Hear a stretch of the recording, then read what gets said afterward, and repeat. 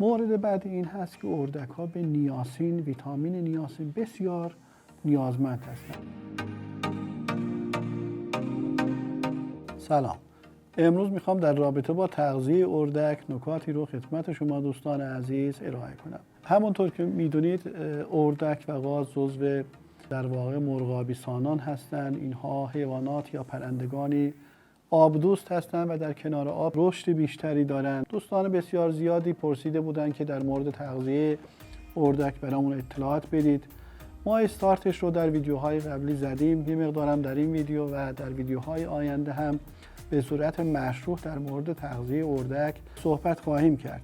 اما در مورد تغذیه اردک خدمت دوستان عزیز عرض کنم که اردک ها معمولاً پرنده هایی هستند که دوست دارن که غذای خودشون رو به همراه آب استفاده کنن. یعنی اگر شما بخواید که اردک رو پرورش بدید حتما باید به فکر آب باشید، چون بیشتر اردک ها نیاز دارن که بعد از غذا یا حین غذا و شاید شما در طبیعت هم دیده باشید که سرشون همیشه تو آب هست و سعی میکنن که از محتویات آب و مواد غذایی داخل آب استفاده کنن. هر حیوانی برای رشد خودش نیاز به 4-5 تا عامل خیلی مهم داره.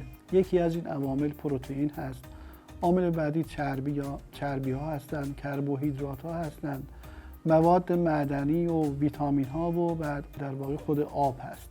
این 5 تا عنصر رو اگر ما در کنار هم بذاریم و از این به نحو مطلوب استفاده کنیم و در جیره غذایی پرندگان خودمون بتونیم به صورت خاص از اینا استفاده کنیم، میتونیم پرنده و یا دامی بسیار در واقع مقاوم داشته باشیم، بسیار سرحال و شاداب داشته باشیم و بتونیم برای تغذیه اینها کاری بکنیم. بحث اصلی در تغذیه‌مون این هست که بسیاری از جاها ما دیدیم که در واقع از خرده‌های نان متاسفانه در تغذیه اردک ها استفاده میشه. کار بسیار غلطی هست. سعی کنید که اصلا اگر تا به حال هم استفاده میکردید از این به بعد از خرده نان به هیچ وجه استفاده نکنید، چون دستگاه گوارش اردک ها به هیچ وجه برای هضم خرده نان و نان به هیچ وجه تنظیم نشده. ممکنه مشکلاتی رو برای پرنده شما به وجود بیاره، خصوصا اگر نان ها کپک زده باشند.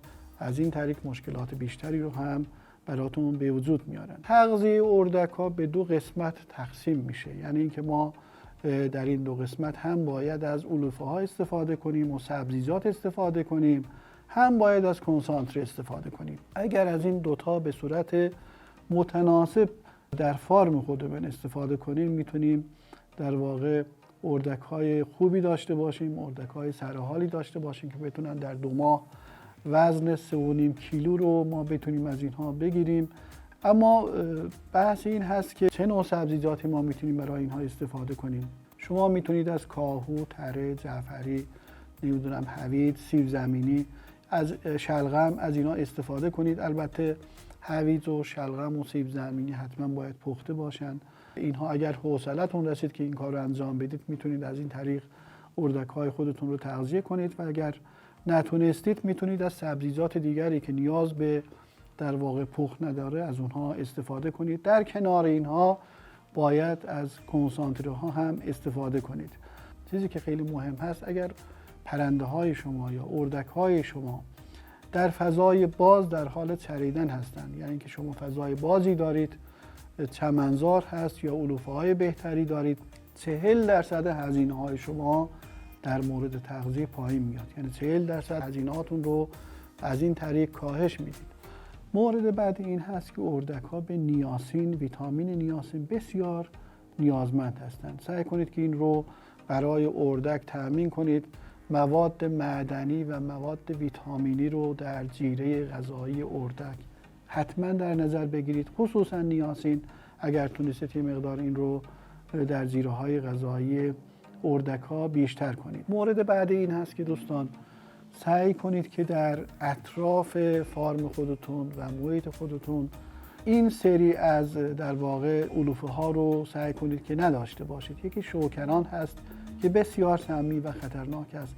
انواع اقسام گارسا هستند که اینها هم برای اردک ها خطرناک هستند.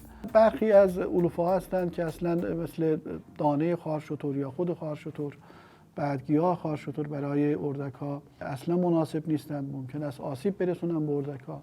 اینها رو در نظر بگیرید و در فارم خودتون سعی کنید این در واقع مسائل رو برای تغذیه اردک شما این محدودیت‌ها رو، اینا محدودیت تغذیه‌ای هستند، ممکن آسیب به دستگاه گوارش بزنن، آسیب به قسمت‌های مختلف اردک بزنن، اینها رو دوستان حتما در نظر بگیرن. اما سعی کنید که حتما در کنار تغذیه‌تون آب هم، استخر کوچیکی هم شما داشته باشید که حیوان بتونه و پرنده بتونه در کنار اینها بتونه در واقع تنظیم حرارت خودش رو بکنه که به متابولیسم در واقع اردک و تغذیه اردک بسیار کمک میکنه. اما اردک ها چه مقدار غذا میخورن؟ دوستان ببینید، یک اردک در طول حیات خودش اگر شما بخواید پرورش بدید، پرورش 2 ماهه بدید، کل غذای اردک رو شما در نظر بگیرید حدود 10 کیلوگرم هست.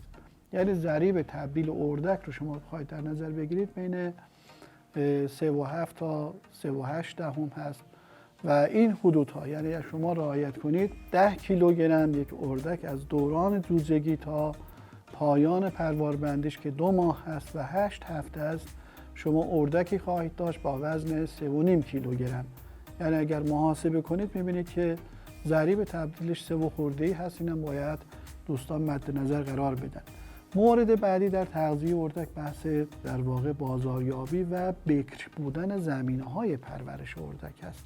شما دوستان اگر بخواید اردک رو پرورش بدید، الان دیگه کشتارگاه‌های مخصوص اردک و بازاریابی اردک تا حدودی انجام شده. شما خودتون هم باید کمک کنید به بازاریابیش تا بتونید قشنگ راحت‌تر در واقع اردک‌های خودتون رو به فروش برسونید. اما در مورد اردک‌های تخم‌گذار حتما سعی کنید که 15% پروتئین رو حتما در نظر بگیرید، به اضافه 2600 کیلوکالری انرژی رو هم برای اردک‌های تخم‌گذارتون لحاظ کنید که بیش از این اگر باشه اردک‌ها در واقع بافت بدنشون و چربی بطنی بدنشون در واقع بیشتر میشه و تخم‌گذاری اینها سخت‌تر میشه. حتما این رو در تغذیه اردک دوستان در نظر بگیرن. مورد بعدی در رابطه با تغذیه، به هیچ وجه از علوفه چاودار در تغذیه اردک استفاده نکنند دوستان. چاودارها برای اردک سمی و خطرناک هستند. اگر محیطی داشته باشید در اونجا چاودار رشد میکنه، سعی کنید که اردکاتون رو به اون محیط نبرید یا از اون علوفه ها برای اردک‌های خودتون به هیچ وجه استفاده نکنید. اینها تقریبا موارد روتینی بودن در مورد تغذیه اردک. انشاءالله در رابطه با تغذیه‌های تخصصی که در ویدیوهای بعدی خدمت دوستان ارائه خواهد شد، نکات خیلی ریزتر و مهمتری در رابطه با تغذیه اردک ما خواهیم داشت.